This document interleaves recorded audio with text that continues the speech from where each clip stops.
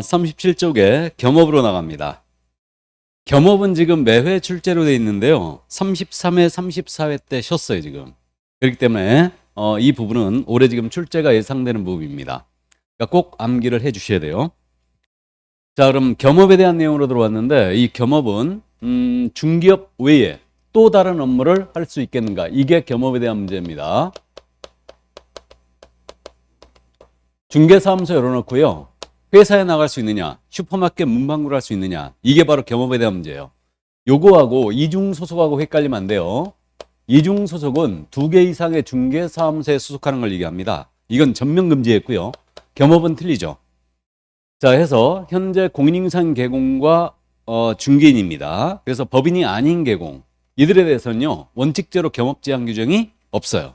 이게 아예 없습니다. 근데 말씀드렸듯이 법인은 제한을 받고 있죠. 그러니까 특수법인은 물론 겸업을 이제 고려할 필요도 없고요. 중개법인을 얘기하는데 중개법인은 겸업 제한을 사실상 받고 있어요. 그러니까 중개법인은 중개업 외에 6가지 업무 외에는 아예 할 수 없습니다. 이게.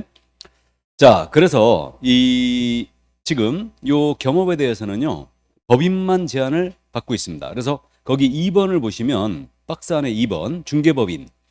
법인인격공사는 다른 법률에 규정된 경우를 제외하고는 중개업 및 법정 업무 외에 다른 업무를 함께 할 수 없다라고 돼 있죠.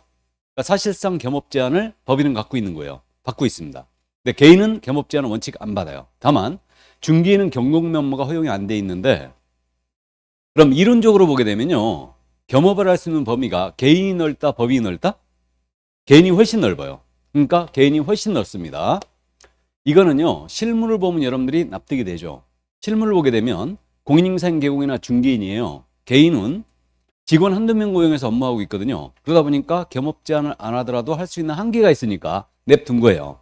근데 법인은 직원을 수십 명 고용하고 대형화됐는데 이 대형화된 법인에 대해서 업무 제한을 안 해버리면 중개업을 부수적으로 하고 이상한 업무 하더라 이거예요. 그러니까 법인은 겸업 제한을 하게 된 겁니다. 그래서 오해하시면 절대 안 돼요. 법인이기 때문에 할 수 있는 업무가 더 많을 거다 오해하면 절대 안 돼요. 거꾸로입니다. 그래서 개인이 훨씬 겸업이 넓어요. 그러면 이 법인의 경우 이제 제한을 받고 개인은 제한이 없는데, 그래서 여러분들이 시험에서 꼭 주의할 점은 공인인증 개공이나 중개인은 요런 업무를 할 수 있다라고 냈잖아요. 그럼 이 지문은 일단은 O다 X다. 일단 O예요. 여기까지. 다만 중개인은 경공매를 못할 뿐이에요. 경공매 업무를. 자, 그럼 지금부터 이제 참고사항인데요. 개인이 겸업 제한이 없지만은 전혀 제한이 없는 건 아니에요. 그래서 제한을 받는 경우가 있는데 이 제한을 받는 경우는 법에서 특별히 금지하고 있다. 그러면 제한이 되는 거죠. 그래서 우리가 다음 주에 이걸 공부할 것 같은데 우리가 금지행위가 있거든요. 그 금지행위의 첫 번째가 뭐냐면 매매업이 금지돼 있어요. 중개대상물 매매업. 그러니까 우리는 중개를 영업을 하기 때문에 중개사물을 사고 팔고 이거 안 됩니다. 그 다음에 공무원이 신문을 가신 분은 공무원법에 의해서 영리행위 종사 금지돼 있어요. 그러니까 공무원 신문을 가신 분은 중개사무소 문 열어놓고요. 그 다음에 또 우리 중개인께서는 부칙 규정에서요, 중개인은 경공매 업무를 못한다라고 아예 못을 박았어요.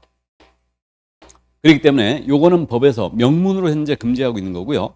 내재적 한계도 인정하고 있어요. 그럼 내재적 한계가 뭐냐면 등록증이나 자격증에 대여에 해당될 정도의 겸업은 안 된다는 얘기예요.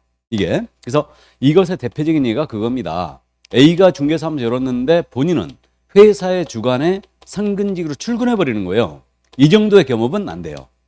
그럼 이게 왜 안 되는지 짐작이 될 겁니다.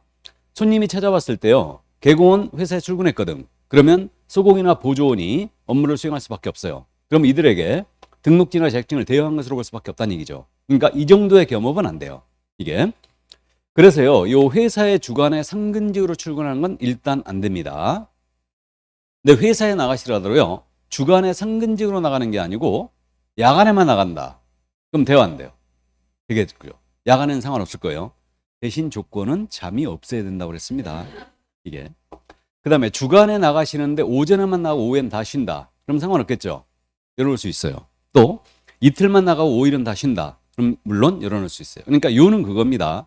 내가 회사에 나갈 때 내가 직접 업무를 수행할 수 있느냐, 이걸 할 수 있다면 겸업을 해도 됩니다. 이게. 그러면 개인인 개공, 내가 사업장을 따로 두고 있는 거야. 문방구를 더하고 있는 겁니다. 슈퍼마켓 더하고 있어요. 상관? 없죠. 그죠? 대신 사업장에 가까이 있는 게 좋겠죠? 그때는 소공을 고용해 놓는 게 좋습니다. 소공이 내 대신 업무를 모두 수행할 수 있으니까. 그죠? 그리고 나는 와서 도장만 찍으면 돼. 자, 그래서 어쨌든 이렇게 요거는 이제 실무적인 문제이기 때문에 시험에는 물어볼 일이 없어요. 그러니까 개인은 겸업 제한이 없다는 걸 꼭 기억해 두시고요. 법인만 제한을 받고 있습니다. 그럼 중개법인은 토탈 7가지 외에는 아예 할 수 없어요. 그래서 법인의 겸업을 주의해야 돼요. 이게. 자, 그럼 법인의 겸업으로 내려갑니다. 그럼 법인은 토탈 할 수 있는 업무가 중개업 외에 이제 6가지 업무만 더 가능하다고 그랬는데 이 6가지 업무를 소위 법인의 겸업이다. 이렇게 부르고 있고 이 6가지 업무를요. 법인은 꼭 해야 돼요? 안 해도 돼요? 안 해도 된다. 그래서 이건 임의 사업이에요. 근데 중개업은 필수 목적 사업으로 포함되어 있어야 됩니다. 그러면 이 6가지 겸업의 내용이 바로 이제 첫 번째 상업용 건축물이라든가 주택이에요. 이 주택의 임대 관리입니다. 임대차 관리 등 부동산 관리 대행 할 수 있어요. 그래서 이제 실무적으로 원룸 오피스텔 관리 대행 많이 하고 있는데 상가라든가 주택에 대해서 소유자로부터 위임을 받아가지고 월세 징수하고 관리비 징수하고 경비 붙이고 청소 붙이고 주차 붙입니다. 이게 바로 관리 대행이에요. 그래서 관리 대행을 할 수 있습니다. 그럼 주택과 상가에 대한 관리 대행이 된다고 그랬으니까 농업용 창고 시설에 대한 관리 대행을 하는 거예요. 이건 된다 안 된다? 안 된다 봐야 되죠. 자, 두 번째로 부동산에 대한 이용, 개발, 거래에 관한 상담할 수 있어요. 이게 부동산 컨설팅입니다. 그럼 부동산에 대한 이용, 개발, 거래 상담을 할 수 있으니 증권 투자 컨설팅을 하는 거예요. 법인. 이거 돼야 안 돼요? 안 되는 겁니다. 그다음에 직접 개발업을 합니다. 토지 개발업. 포크랜드라고 직접 땅을 들러 없는 거예요. 이건 되지 않습니다. 이거에 대한 컨설팅까지만 돼요. 상담까지만. 자, 다음에 개업공사를 대상으로 한 중개업의 경영기법 및 경영정보 제공할 수 있죠. 이게 중개업 경영 컨설팅이거든요. 이걸 중개업 프랜차이즈라고 해요. 그래서 중개업 프랜차이즈로 이제 부동산 1, 2사랑과 부동산 서브 이런 게 있죠. 우리가 시중에서 그럼 통닭집하고 커피집 이런 데들이 프랜차이즈가 많죠. 그러면 법인 통닭집 프랜차이즈 할 수 있어요, 없어요? 없습니다. 이건 중개업에 대한 프랜차이즈예요. 그래서 중개업의 경영기법 및 경영정보 제공할 수 있다. 그러면 중개업에 대한 프랜차이즈니까 상대방이 누구여야 돼요? 개공해야 됩니다. 이걸 주의해야 돼요. 이거는 그러면 우리는 공인중개사란 말과 개공이란 말을 완전히 구분하게 쓰고 있죠. 그럼 창업을 준비 중인 공인중개사를 대상으로 한 중개업의 경영기법 제공 할 수 있다 없다? 없어요. 개공 대상이어야 돼요. 그래서 법인의 업무 중에 상대방을 딱 지정한 건 이것뿐이에요. 이건 개공 대상이 된다. 자, 그 다음 네 번째로 주택과 상업용 건축물에 대한 분양 대행을 할 수 있습니다. 타인이 건축한 주택이나 상가에 대해서 대신 분양을 해준다는 얘기예요. 그럼 이거는 이것도 주택과 상가라고 못을 박았으니까 토지 분양 대행을 하는 겁니다. 이건 된다 안 된다? 안 되는 거예요. 그래서 이건 투기 가능성이기 때문에 토지 분양 대행 안 된다고 보고 있죠. 이거는 자, 그 다음 이제 경매, 공매 대상 부동산에 대한 권리 분석 및 취득의 알선, 입찰 신청, 매수 신청 대리할 수 있습니다. 이건 잠시 후에 부연 설명하고요. 마지막으로 주거 이전의 부수는 용역의 알선업을 할 수 있어요. 그럼 주거 이전의 부수는 용역이 대표적으로 이사업체나 도배업체가 있죠. 이거를 직접 운영은 된다 안 된다? 안 돼요. 운영은 안 되고 이거에 소개까지만 돼요. 알선까지만 됩니다. 이게 자, 그래서 이게 법인이 할 수 있는 겸업 6가지가 이거거든요. 그래서 이거는 여러분들이 암기를 해 주셔야 됩니다. 그래서 이제 두 문자를 따는데 관리대행, 상담, 프랜차이즈, 분양대행, 경공매 알선대리, 주거 이전에 부수되는 용역의 알선. 그러니까 이사 관련 용역의 알선업이에요. 이게. 그래서 관상, 차분, 경이로 암기할 거예요. 관상, 차분, 경이. 그래서 재관상 차분해 보여서 경이롭다. 요래 이제 기억을 해보는데, 그럼 관상 차분 경이가 기억이 났어요. 그럼 이게 한 문장으로 딱 기억이 나야 되고, 관이 뭐였지, 상이 뭐였지, 분이 뭐였지, 이런 식으로 따져보는 거예요. 그럼 이제 기억이 딱 날 겁니다. 그래서 그렇게 이제 반복하여 암기를 들어가는 거고요. 여기서 이제 문제풀이 과정이라든가 이런 거에서 이제 키워드를 연습하는데, 있잖아. 이렇게 이제 첫 번째가 뭐냐면, 대행자가 들어갔어요. 관리 대행이나 분양 대행 들어갔죠. 대행자가 들어가면 주상만 된다. 주상. 주택과 상가만 돼요. 이게 첫 번째. 대행자가 들어가면 주상만 된다. 두 번째. 이게 상담이 나왔죠? 그럼 반드시 뭐가 나와야 되냐? 부동산이 나와야 돼요. 이게 두 번째. 세 번째, 중개업 경영이 나왔죠? 그럼 반드시 개공이 나와야 돼요. 이게. 그래서 중개업 경영기법 경영물이고는 중개업 경영이 떴다? 그럼 반드시 개공이 나와야 된다. 그 점을 이해하시고, 이사업체나 도배업체가 나왔죠? 그럼 이때는 반드시 뭐가 나와야 돼요? 알선이 나와야 돼요. 알선. 그래서 이런 식으로 이제 키워드를 연습할 겁니다. 그래서 여기서 여러분들이 가끔 실수해요. 그래서 정확하게 할 수 있는지 없는지 암기해야 되고, 연습장에 써가지고 꼭 나중에 정리 한번 해봐야 됩니다. 자, 그럼 이제 그 정도 이해하시고, 이제 그 밑에 돋보기 표시되어 있는 거, 그건데, 이 6가지 업무를 우리 공인인증서 개공이에요. 공인인증서 개공은 모두 이거 수행할 수 있다, 없다? 있다. 영업 제한이 없다고 그랬죠. 공인인증서 개공 6가지 모두 할 수 있어요. 법인이 못하는 업무도 할 수 있어요. 여기는 이사업체를 직접 운영할 수도 있어요. 공인인증서 개공은. 다음, 중개인이에요.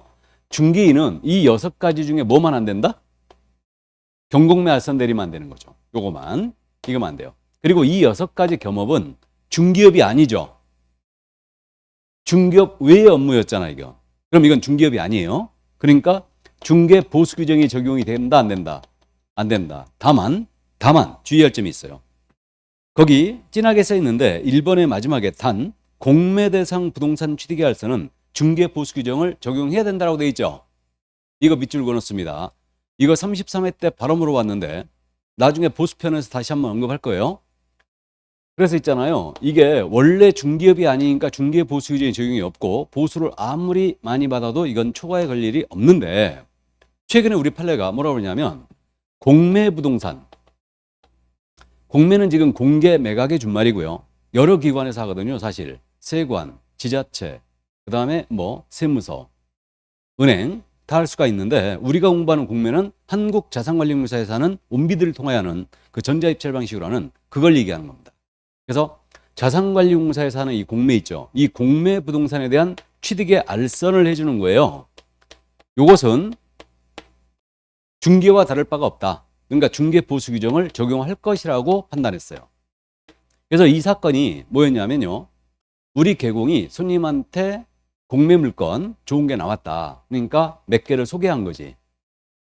이걸 입찰 들어가라. 이렇게. 그래가지고 손님이 입찰 들어가고 몇 개는 낙찰을 받았어요. 근데 몇 개는 못 받은 거야. 근데 이 사건에서 보수를 얼마를 받았냐면 개공이 1억 5천만 원 받았어요. 보수를. 능력 있는 개공이죠. 이 정도는 할 줄 알아야지. 그래가지고 손님이 나중에 이제 본전 생각난 거지. 그래갖고 반환 청구 들어갑니다. 그래갖고 이 소송이 대법원까지 가요. 1심, 2심에서는요, 뭐라고 그러냐면 이건 중개가 아니다. 그러니까 반환할 필요가 없다. 보수규제 형이 없으니까. 대법원에서 깨졌어요, 이게. 대법원에서 이거는 공매부동산 취득의 알선은 중개와 다를 바가 없으니까 보수규정을 적용해야 된다. 그러므로 반환을 해라 하고 판단이 나간 거예요. 이거. 나는 대법원 판결을 절대 이거 지지할 수가 없는데 어쨌든 우리는 시험에 대비니까 알아두셔야 돼요. 공매부동산 취득의 알선은 중개보수 규정을 적용한다. 이 정도. 그리고 이제 마지막으로 이 6가지 업무 있잖아요. 이것을 위반했잖아요, 법인이. 법인이 겸업을 위반하면 임의적 등록 취소예요. 등록을 취소할 수 있다. 임취사유입니다. 임취사유는 모두가 업정사유이기도 해요. 자, 그래서 여기까지. 이게 바로 겸업에 대한 내용이었습니다.